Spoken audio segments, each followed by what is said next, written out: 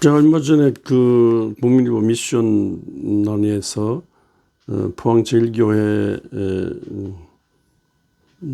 박영호 목사님이 쓰신 머뭇거림의 구원이 있다, 이런 말씀에 은혜를 받았습니다. 그래서 이 시간에 좀 낭독하는, 약간 좀 일부분을 낭독하겠습니다.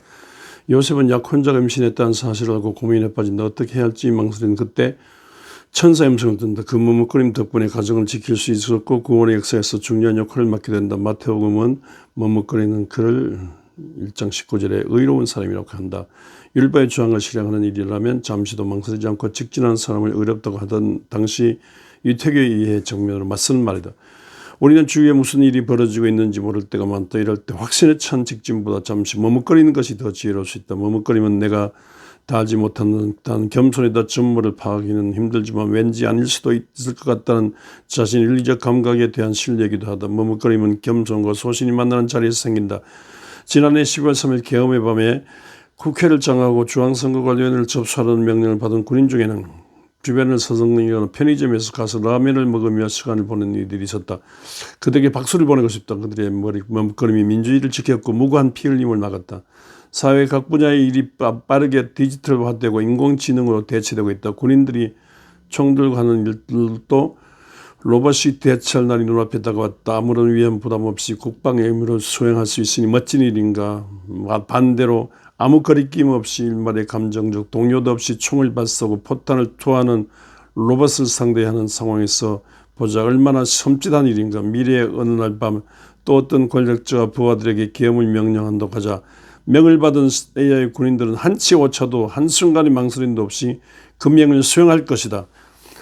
프랑스의 철학자 시몬 베이유는 사람을 만날 때 짧은 순간에 발생하는 망설임의 간격에 주목한다.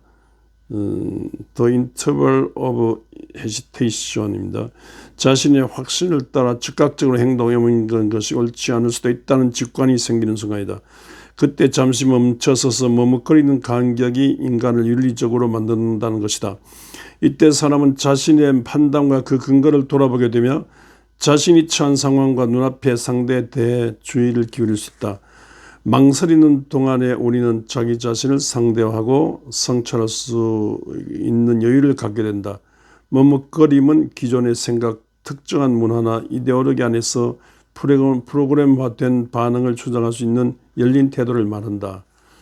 이 머뭇거림이 이렇게 중요합니다. 이 계엄의 밤을 말씀하셨지만 계엄령도 머뭇거리지 않는 그 생각으로 후닥닥 자기 남대로 회의도 많이 했겠죠. 고민도 많이 했겠죠. 많이 생각을 주제했을 것입니다만, 그러나 이런 시대에 이게 예를 들어서 1980년 5월 달에 40년 전 1980년 5월 달에 전두환 계엄령 같은 그런 생각으로 지금 이 시대 한다는 건 너무 애들 같은 생각이지 않습니까? 그 웃기는 게 코미디아 같은 거 망상 소설 속에다 나왔으니 얘기지 현실적으로 불가능한데 이걸 했다는 것은 그만큼 머뭇거리는 그 세력이 없었다는 그런 뜻입니다. 이걸 단죄 완전히 문재인을 파면하는 이런 것에 이런 일도 헌법재판소가 완전히 파면하는 이런 완전 판결 파면할 때 헌법재판소가 쉽게 하지 않고 많이 머뭇거리는 흔적이 있어요. 너무 막 야당이 너무 시간이 오래 무슨 간단한 건데 왜 안 하냐고 이렇게 우리 다그쳤지만 그러나 사람들이 많이 숙고하고 머뭇거리는, 많이 기다리게 하고 머뭇거리는 인상을 줍니다. 그래서 결국은 다 양쪽에 승복하는, 윤석열 대통령이 끝까지 승복 안 했다고 생각합니다만 이렇게 있습니다. 그 머뭇거림의 아름다움 같은 것이 보였습니다. 지금 제가 오늘 5월 3일입니까? 이제 생각합니다만요. 며칠 전에 대법원에서 이재명 지금 가장 40~50% 지지를 받는 대통령 이제 새롭게 시작하는 이 대통령 선거전에 돌입했는데 선거에 개입해서 이재명에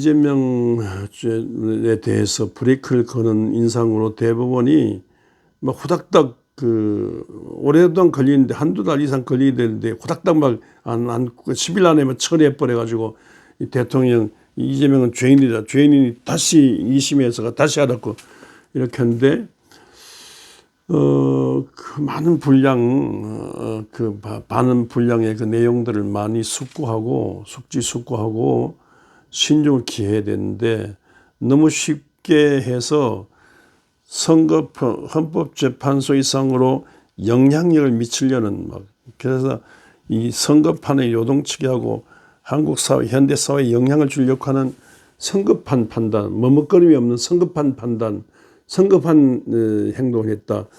그 생각을 하고 있습니다. 이 머뭇거림이 중요합니다.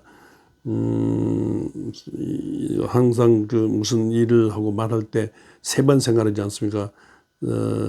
3, 4, 1행, 3, 4, 1은 무슨 말 한마디 해도 3번 이상 생각하고 행동할 3번 이상 행동할 때 하지 않습니까? 병원에 어떤 병원에 이런 말이 써 있다 그래요. 뱀한테 물리는 것은 뱀한테 물리면 한 반나절이면 낫고, 개한테 물리면 반나절 낫고, 뱀한테 물리면 3일 동안 3일 동안에 낫고, 사람 말에 물리면, 말에 상처를 받으면 이게 퇴원이 안 된다 할 정도로. 그렇게 해서 이 개 독보다도 뱀 독보다 더 센 게 사람 입에서 나오는 혀의 독이 더 센 거예요. 그러니까 정말 혀로 사람 천냥빚을 갖게 되고, 서희 장군은 혀로서 근황군을 물리쳐 전쟁을 막았지 않습니까? 혀로 사람을 죽일 수도 있고 사람을 살릴 수도 있는 거예요. 그러니까 진짜 말을 할 때 많이 생각해야 됩니다.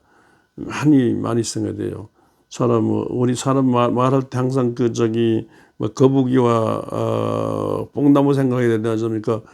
어떤 효자가 아버지 병을 고치기 위해서 고치는데 백약이 모이기 때문에 큰 거북이를 자욱을 먹으면 난다 그래가지고 큰 거북이를 잡았어요. 그래서 지게 싣고 오는데 하도 피곤해서 뽕나무 밑에 누워 낮잠을 자는데 잠결에 들었어요.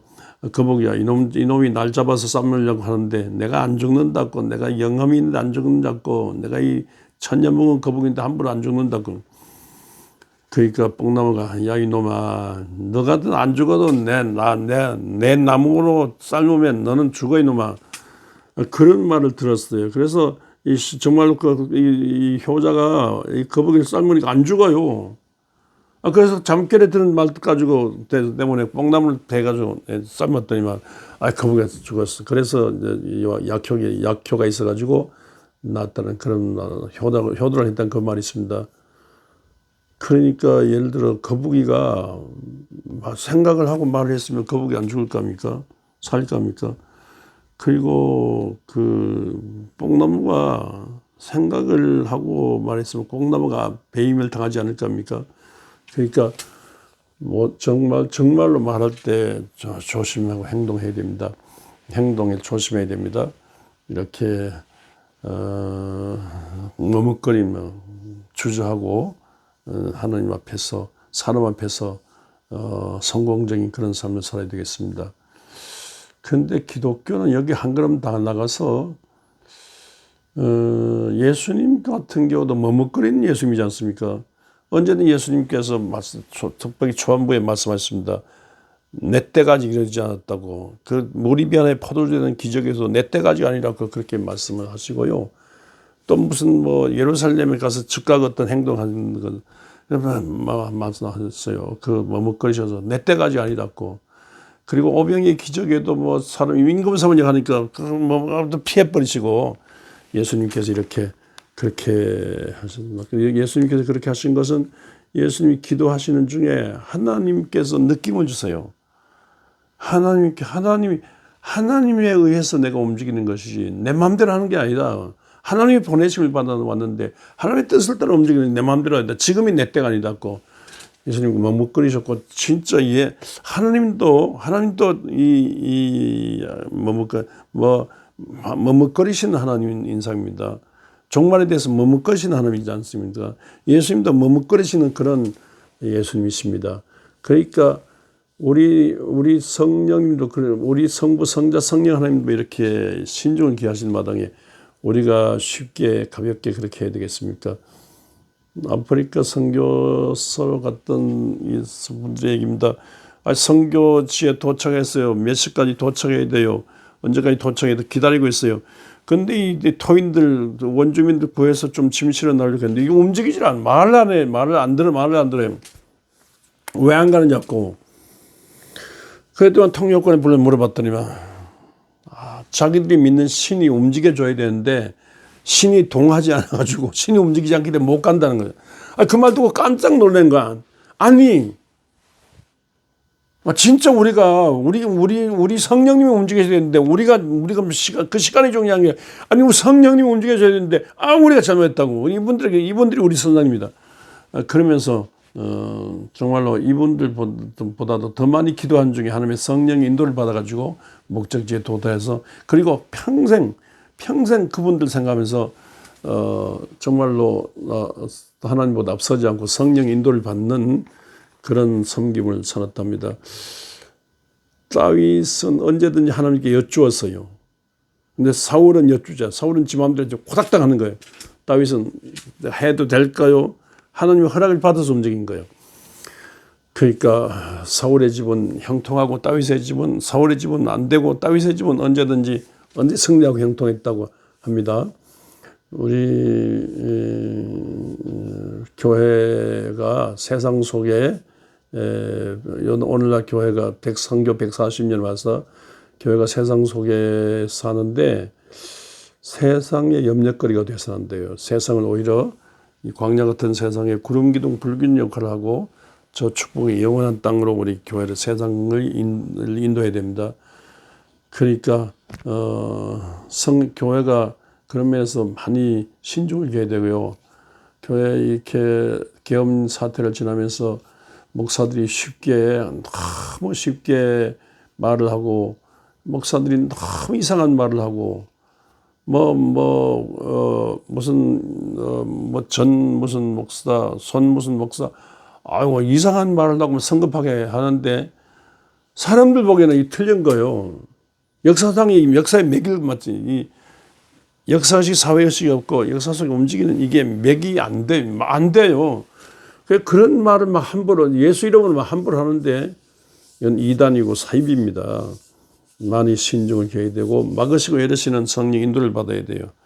그런 데 있어서도 쉬지 말고 기도해야 되고 많이 기도한 중에 하나님의 성령께서 막아주시고 하나님께서 성령께서 열어주시고 하나님의 성령보다 앞서지 않고 성령 인도를 받아야 돼요. 기독교는 머뭇거리는 차원을 넘어서서 하나님의 성령 인도를 받아서 하나님이 목적하신 그쪽으로 가는 그 길을 언제든지 그런 자세를 가져야 됐습니다. 이런 목회자가 돼서 이런 자세를 가져야 되고요. 이런 영적인 자세를 가져야 되고요. 이런 목회자를 모시는 영적인 자세로 교회가 무게가 있어가지고 세상 걱정거리라 오히려 세상을 충동질할 세상을 영원한 세상으로 이끄는 이런 교회가 이런 뜻으로 교회가 무게가 있고 교회에 희망이 있는 프란치스코 교황이 무게가 있잖아요.